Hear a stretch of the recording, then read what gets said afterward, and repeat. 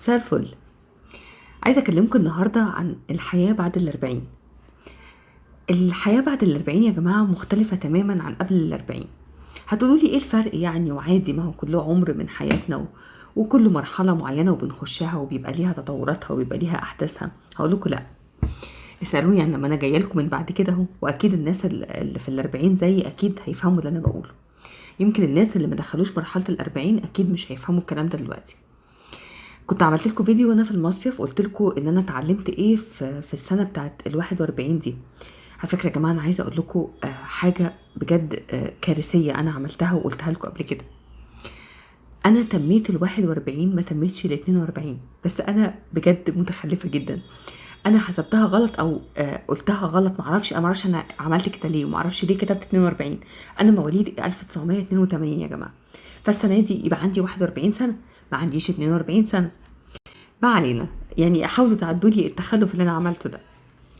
طيب، ايه بقى الفرق بين مرحله الأربعين والفرق بين قبل الأربعين؟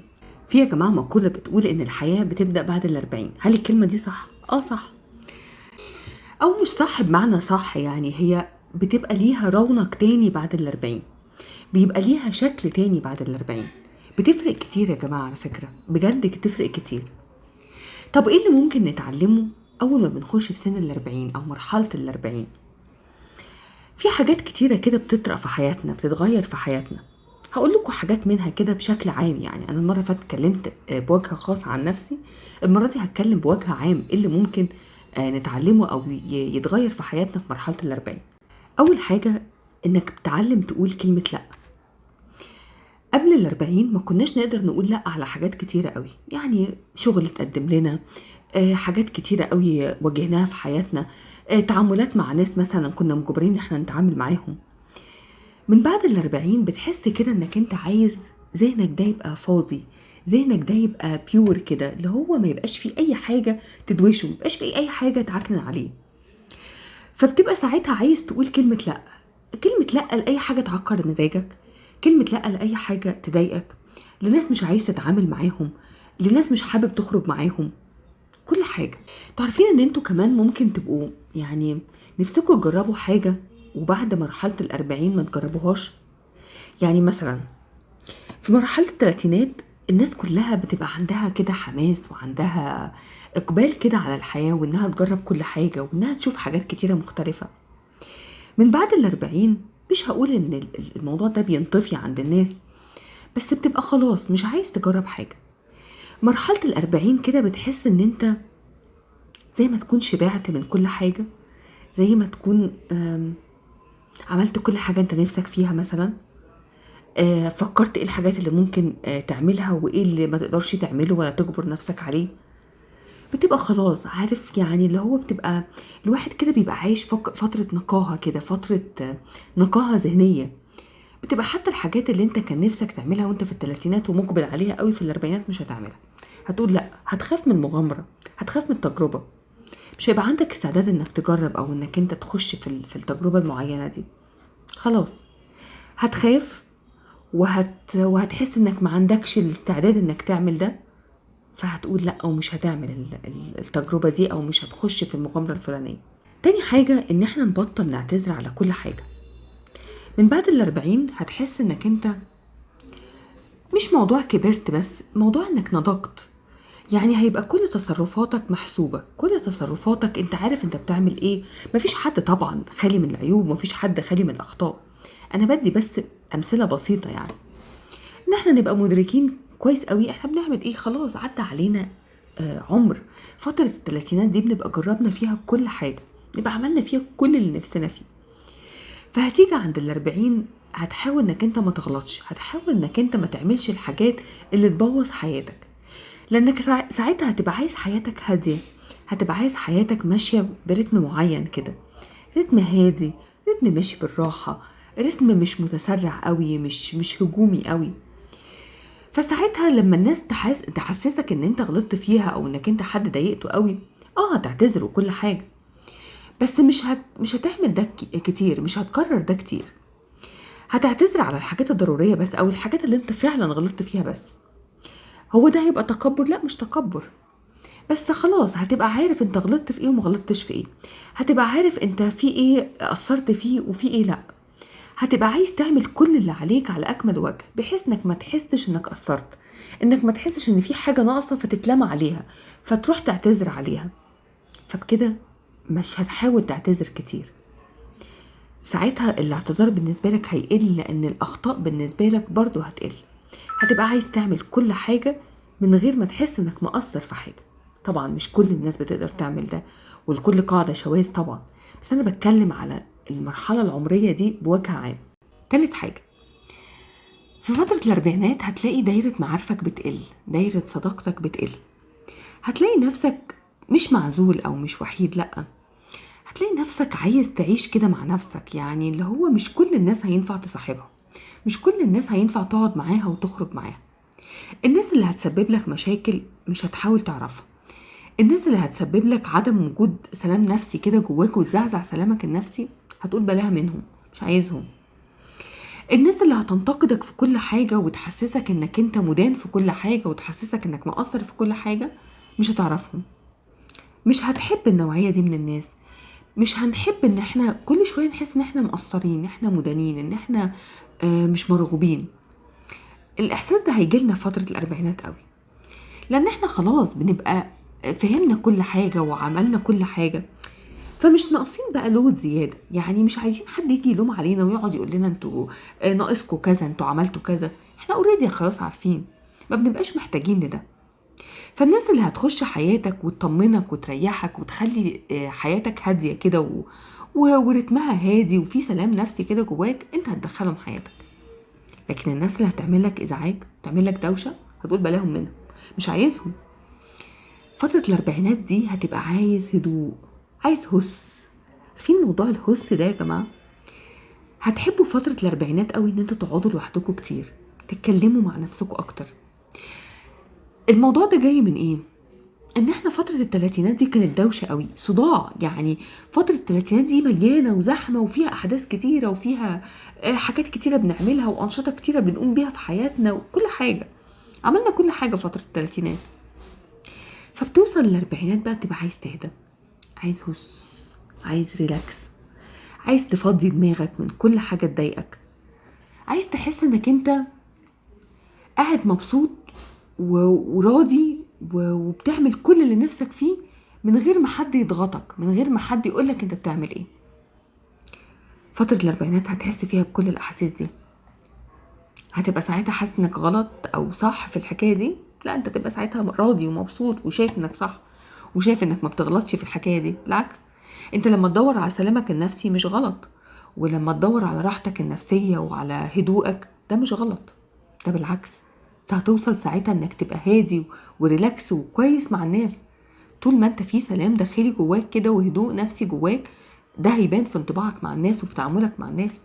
الحاجة اللي بعد كده، هتبطل تنبهر، هتبطل تنبهر بكل حاجة. فترة التلاتينات بنبقى مبهورين بكل حاجة حوالينا، بنبقى مبهورين بأي حد بيعمل أي حاجة مختلفة عننا، أو مش مختلفة بس أي حاجة جديدة عننا.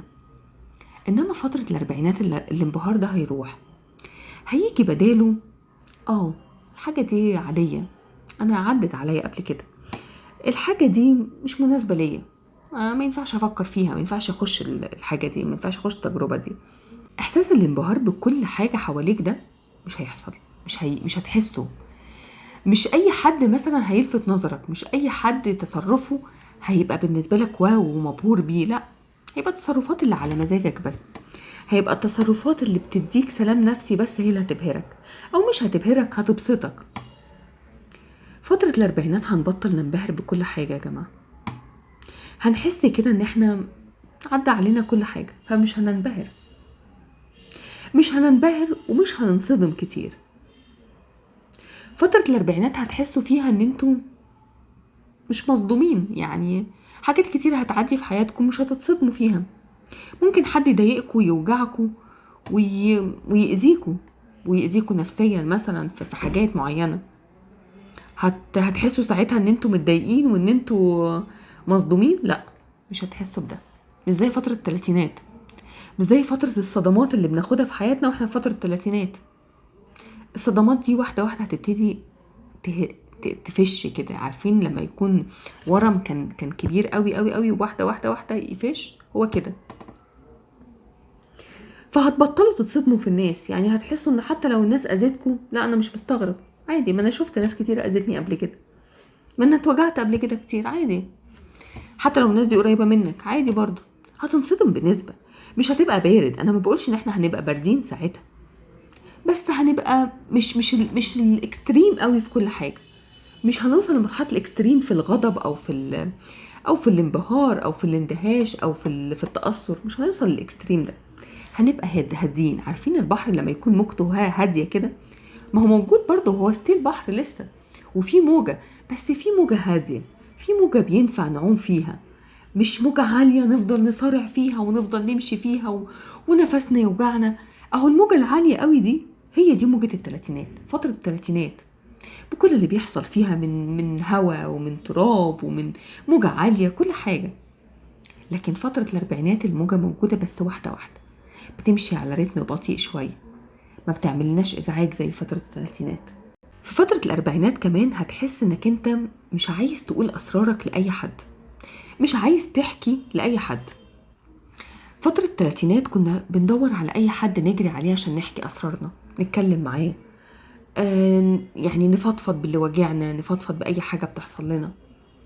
انما فتره الاربعينات هنبطل نتكلم، هنبطل نحكي اسرارنا، هنحس ان احنا عايزين نحتفظ بكل حاجه من الحاجات دي جوانا، حتى لو احنا مش لاقيين لها حل او علاج، بس هنبقى مبسوطين كده.